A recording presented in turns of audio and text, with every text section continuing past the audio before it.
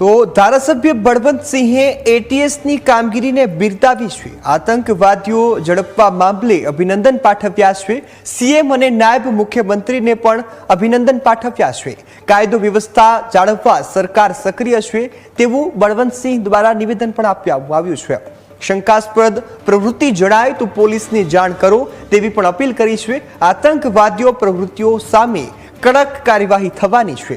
સુરક્ષા વ્યવસ્થા અંગે સરકારની સક્રિયતા પર પણ તેમના દ્વારા ભાર મૂકવામાં આવ્યો છે।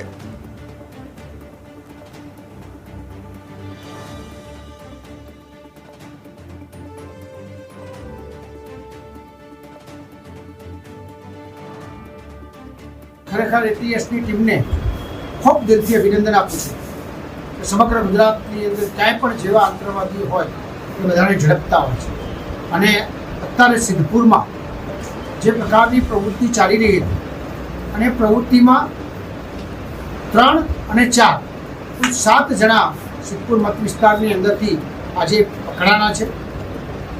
સરકારે હવે પછી પણ કોઈ પણ આતંકવાદી પ્રવૃત્તિ કરતી હશે એના માટે સરકાર સખત કડકમાં કડક પગલાં લેવાની છે।